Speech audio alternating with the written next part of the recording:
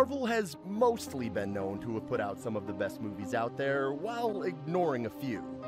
From most of the MCU movies to even a few made by 20th Century Fox, and sadly enough, Sony, which we talked about more in our R-rated Disney movies video, which if you haven't already seen it, you can check it out right now by clicking the card right here or the description down below. But back to what we were talking about before. While many of the Marvel characters have been made into some tremendously popular movies, some other films have actually fallen through the cracks over the years. Whether it's been that the movies have only had loose ties to the originals, or some that were just made to haphazardly capitalize off of a dying TV show, let's go over some of the more forgotten Marvel movies.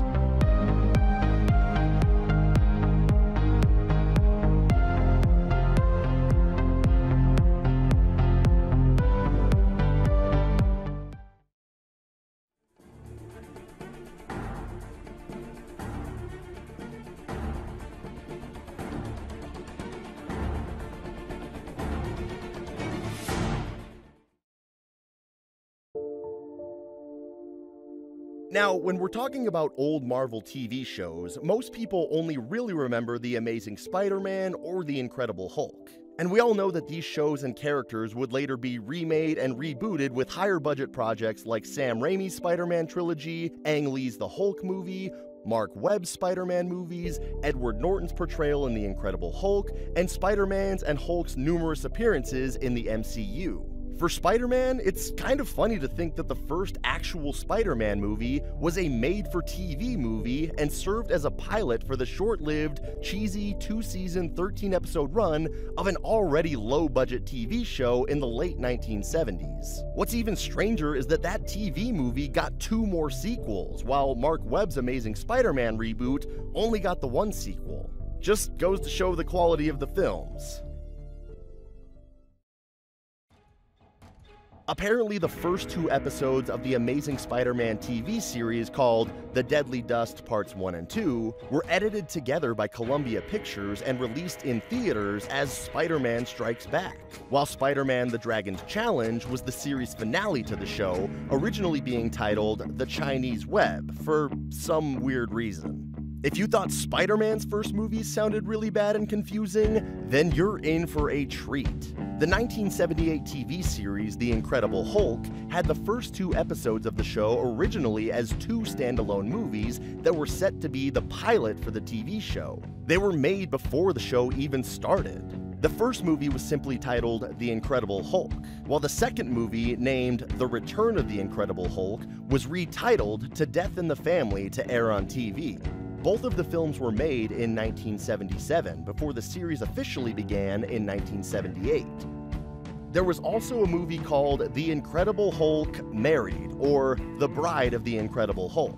The Incredible Hulk Married was the first episode of the 2nd season of The Incredible Hulk show. It's similar to the Spider-Man TV movie sequels, with how they were just longer episodes of the original TV series. But once they ended the original run of the TV series in 1982, they made 3 different television movies for the coming years. The first being 1988's The Incredible Hulk Returns, which also ran as a proof-of-concept pilot for the live-action Thor TV series, which never eventually came to be.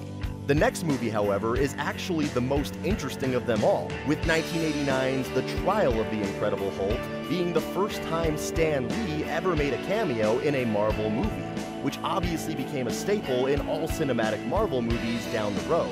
It was also the first ever live-action adaptation of Daredevil, a character to later appear in his own movie in 2003 and a Netflix series that debuted in 2015. We also can't forget about 1990's The Death of the Incredible Hulk, which was the last of the Incredible Hulk TV movies. Although, there was another sequel planned for after The Death of the Incredible Hulk, which was going to be called The Revenge of the Incredible Hulk. The movie had planned to bring the Hulk back to life, with the Hulk being in Bruce Banner's mind. However, that sequel was cancelled due to the poor ratings of The Death of the Incredible Hulk. There was also a Doctor Strange movie made in 1978, and stop me if any of this sounds familiar to what I said before, it was a 2-hour-long pilot for a TV show that was never made. Now that we have the Benedict Cumberbatch version of Doctor Strange, it's hard to imagine anyone else capturing the role as well as he does.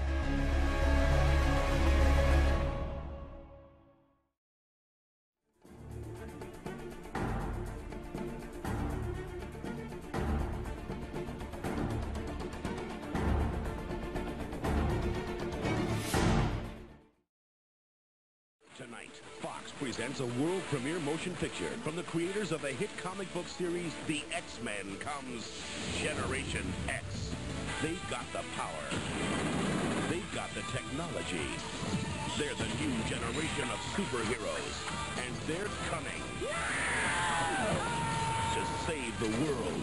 You can't win. I need some help out here, come on! Get ready for Generation X on the Fox Tuesday Night Movie.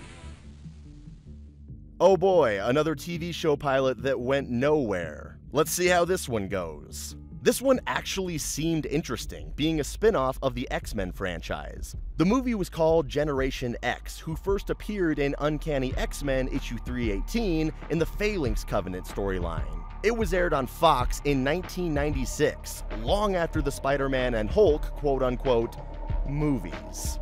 Another one of Marvel's characters is actually Conan the Barbarian, which has been made into several different films, TV shows, games, and more. I'm sorry, these books are a little overdue. Marvel later signed the rights to Conan over to Dark Horse Comics in 2003, though. There was even a solo film based off the Conan the Barbarian comics called Man-Thing.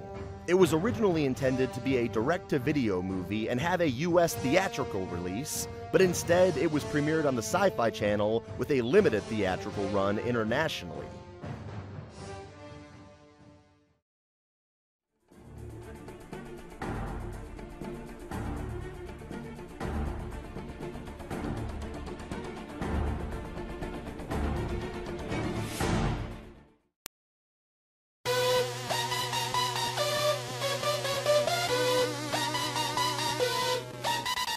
Let's talk about some actual films now.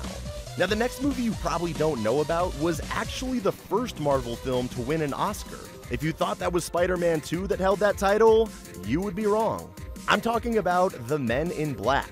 Now, The Men in Black was actually a comic book series made by Aircel Comics, who was later bought out by Malibu Comics, who later through the food chain was bought by Marvel Comics in 1994. 3 years before the first Men in Black film was made. The comic books Kick-Ass and Kingsman were also originally published under the ownership umbrella of Marvel. Kick-Ass made its way onto a big screen adaptation back in 2010, with Kingsman following a few years later in 2014. And lastly of the lesser-known Marvel movies, Big Hero 6 was also a Marvel comic book made by the same creators of Ben 10, Generator Rex, and the upcoming Mega Man cartoon.